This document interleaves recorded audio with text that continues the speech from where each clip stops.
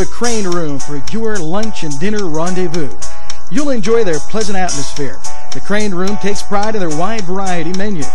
Appetizers, sandwiches, soups, salads, entrees, pasta, and the best burgers in town. Newcastle's best selection of domestic, import, and craft beers from around the world, and the Crane Room features a 35-tap draft system. Ask about their daily specials that will please you every time. The Crane Room is located at 3009 Wilmington Road in Neshannock Township. Call 724-656-1553.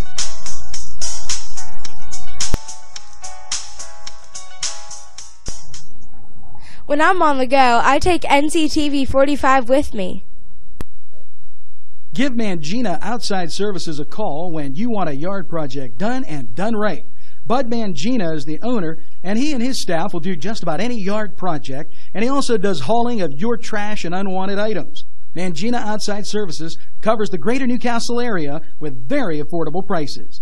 Tell Bud you heard this message on NCTV45, and you'll receive a 10% discount. 614-3658. That's 724-614-3658. Quiet, relaxing tranquility. That's Bethy's Bakery and Eatery in Volant, Pennsylvania. But you may ask, is it a bakery or is it a restaurant? Bakery, restaurant. Well, they have cakes of every kind. And not only that, they have burgers also, and turnovers, and salads, and donuts, and nachos, and cupcakes, and cream puffs, and just goes on and on. But let's not forget, home of the plate-sized cinnamon roll. Is it a bakery? Is it a restaurant? You decide. Bethy's in Volant. It's Bud's Flowers when you want a wide variety of flowers for any occasion. They also have a selection of fine gifts and more. Bud's Flowers is conveniently located in downtown Newcastle at 120 East Washington Street. Call Bud's Flowers at 724-652-7727 or toll free from anywhere, 1-800-443-7726. It's Bud's Flowers in downtown Newcastle. Keep watching NCTV45 for Cooking the Castle. You're going to love it. EAS, Emergency Answering Services, can get that call when you can't. We are a trusted answering service who operates 24/7. Locally owned and operated. When you need help answering your phones, call EAS. We'll get the message to you.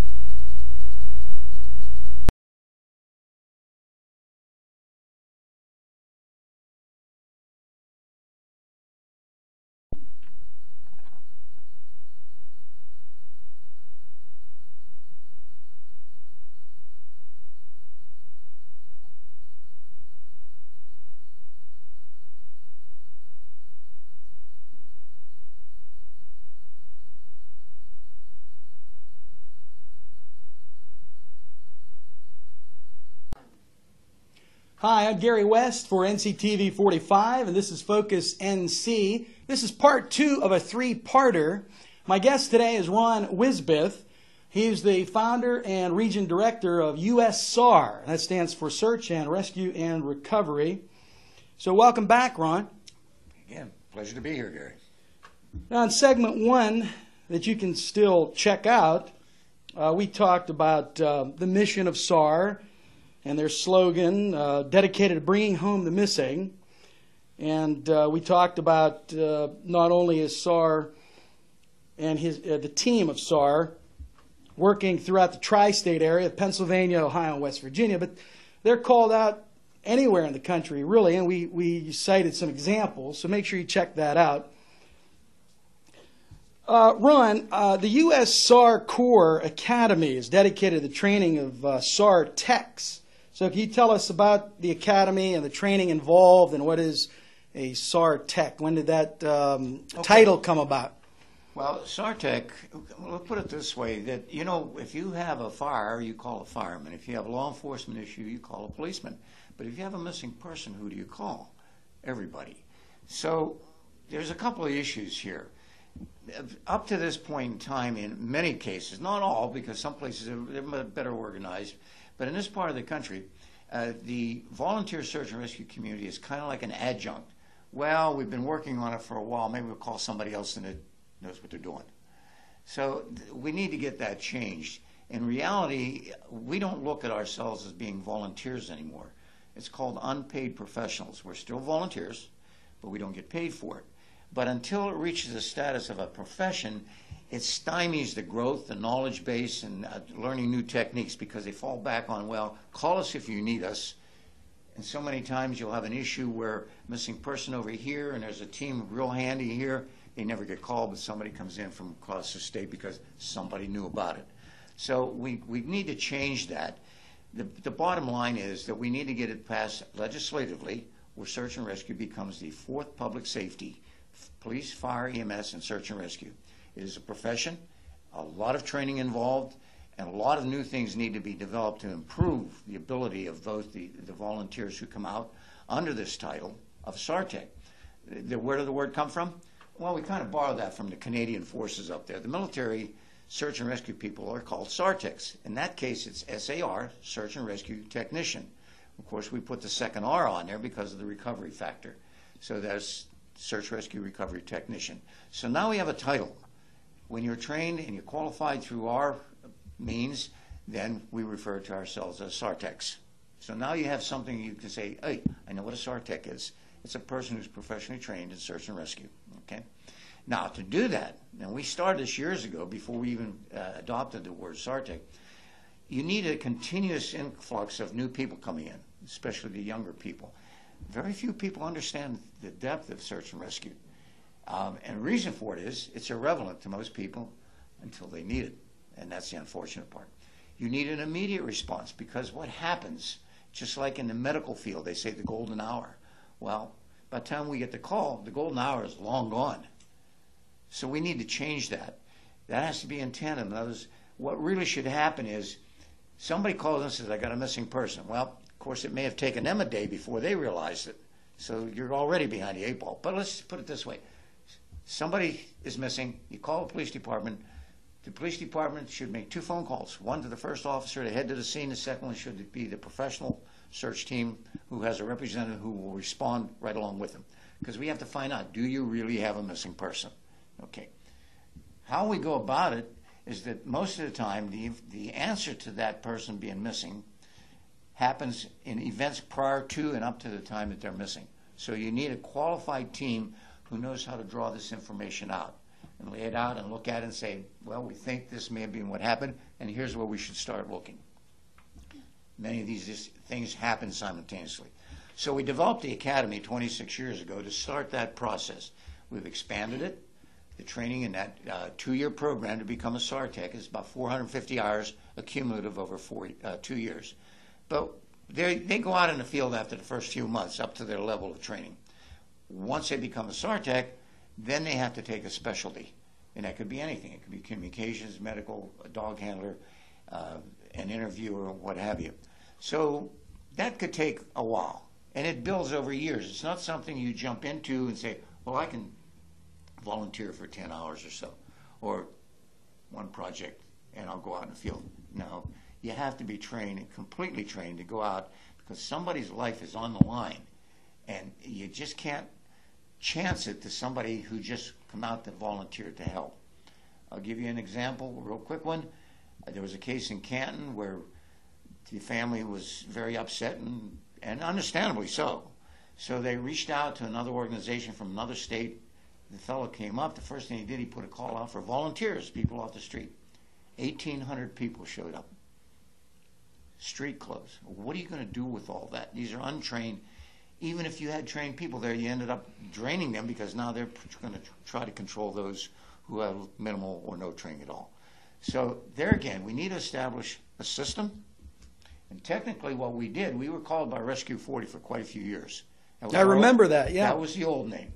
And we like to say, you know, we dissolved Rescue 40, we developed a search, rescue, and recovery system, and then we put a name to it. You know, Ron, I'm sorry, go ahead. Well, why the name? Well, because if somebody said, oh, I suddenly discovered that, hey, you know, this system works and it's the most effective one out there, we'll adopt it nationally. Well, what name would you want to choose? So that name was chosen for that reason. Everything that we do has a reason. It's based on case studies, based on proper referencing promotional works so people get to understand it better and a lot easier. You know, Ron, I know you're attempting to get young people involved in SARR. How did the 5th annual Youth SARR Weekend go? And I know that was held back in July 12th and 13th at Raccoon State Park in Beaver County. Right. Well, we've shifted that again, too. Now we're inviting young people to come out, and they'll train side by side along with the regular members, but as a separate organization. But they'll be trained by our staff as well. So that program is being refired again, and we'll be promoting that. All they have to do is contact us. We'll bring them out on our regular training weekends, and we'll start their program side by side with the regular membership. That way they'll see even more so of what's all involved. These are ages 15 through 17, boys and girls, and then when they turn 18 and become a regular member, they have a wealth of information already under their belt. Now, when they go out in the field, they do support roles at that age bracket. Once they reach 18, and they start the regular training, but they have a heads up. And we actually do have one member here in Newcastle, along with her sister, who's still in the youth corps. She has transitioned into the regular unit already. Now, what are the average, or what is the average age of a SARR member? Do you have an average age? No, we don't. So it's wide spectrum of ages. They don't have to have any previous experience, because sometimes that could be detrimental. So we take it down to the basics, and we work them through that program extensively, and we're constantly researching worldwide, and I've done that for 40 years, of what's out there. And like I said, we see that there needs to be a shift and a change in direction if we're going to be more effective. Well, we're running out of time in segment 2, Ron, but before we wrap up, I just wanted to know, do you receive any funding from agencies at all? No. No funding at all? Where do you get the money? Well, or the revenues, I should say. Well, volunteer search and rescue does not have any in this area. In some states they do. There's a couple of states that do, but most of them don't.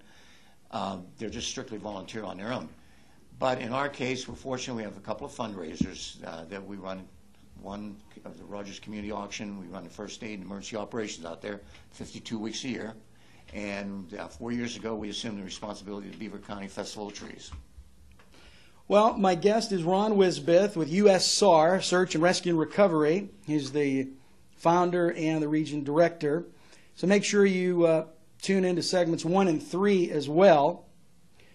And we've got lots to talk about. In segment 3, we'll be talking about the Christopher Story missing person case in Newcastle. So stay with us. That's another edition of Focus NC. I'm Gary West on NCTV45. We have a great relationship with Main Street Clothiers and Custom Tailors in downtown Newcastle at 210 East Washington Street.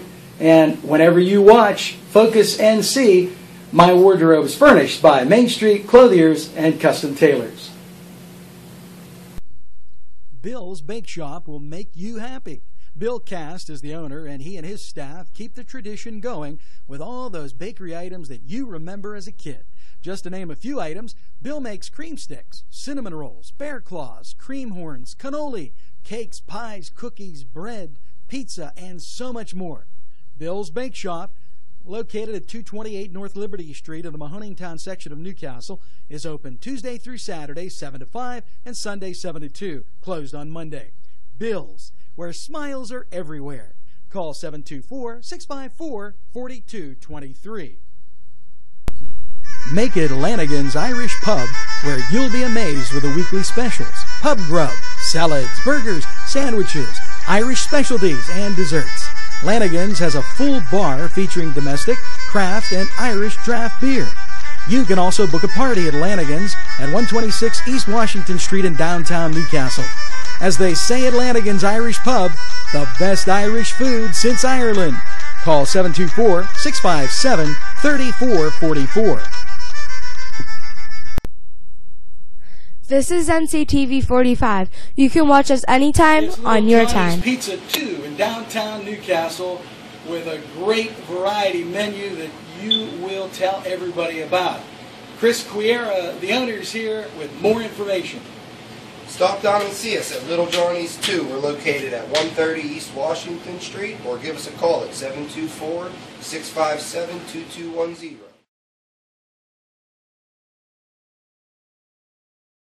We're with SARR from Mary's Restaurant in Newcastle, Pennsylvania. SARR, how are you today? Very good, thank you. That's great. Can you tell us what kind of food you have at your restaurant? I have lots of good food, and I have chicken over rice, kippy, gravy, lemon raw, chicken raw, all healthy food, no worry about that. Sounds great. Middle Eastern food. And you're on Long Avenue in Newcastle. Thank you, yeah. Open from 6 day a week. 6 day a week. From 10 o'clock to 11 o'clock to 10 o'clock night. 11 o'clock to 10 o'clock. Okay. We'll see everybody at Mary's Restaurant in downtown Newcastle.